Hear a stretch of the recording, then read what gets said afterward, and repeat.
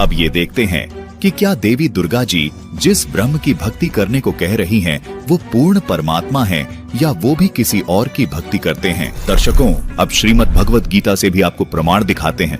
ये है श्रीमद् भगवत गीता, जिसके अध्याय 8 श्लोक 13 में गीता ज्ञानदाता ने कहा है कि मैं ब्रह्म हूँ और मुझ ब्रह्म का केवल एक ओम नाम है।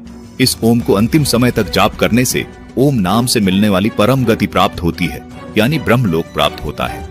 दर्शकों, गीता अध्याय 8 श्लोक 16 में गीता ज्ञानदाता कहता है कि ब्रह्मलोक में गए हुए साधक भी पुनरावृत्ति यानी जन्म मृत्यु में आते हैं, यानी उनकी भी जन्म मृत्यु सदा बनी रहती है।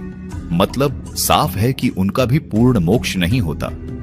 दर्शकों, यहाँ सवाल ये उठता है कि जब ब्रह्मा, विष्णु, महेश और देवी दुर्गा और गीता ज्ञानदाता ब्रह्म की साधना से भी जन्म मृत्यु बनी रहती है, तो वो परमात्मा कौन है जिसकी पूजा करने से साधक का पूर्ण मोक्ष हो जाता है।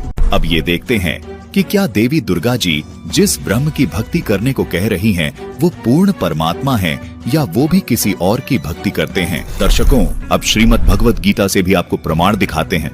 ये है श्रीमद् भगवत गीता, जिसके अध्याय 8 श्लोक 13 में गीता ज्ञानदाता ने कहा है कि मैं ब्रह्म हूँ और मुझ ब्रह्म का केवल एक ओम नाम है।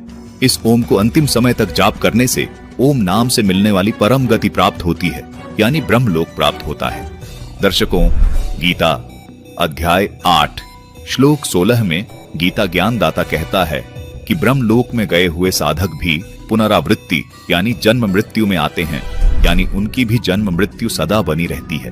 मतलब साफ है कि उनका भी पूर्ण मोक्ष नहीं होता। दर्शकों, यहाँ सवाल ये उठता है कि जब ब्रह्मा, विष्णु, महेश और देवी दुर्गा और गीता ज्ञानदाता ब्रह्म की साधना से भी जन्म मृत्यु बनी रहती है, तो वो परमात्मा कौन है जिसकी पूजा करने से साधक का पूर्ण मोक्ष हो जाता है।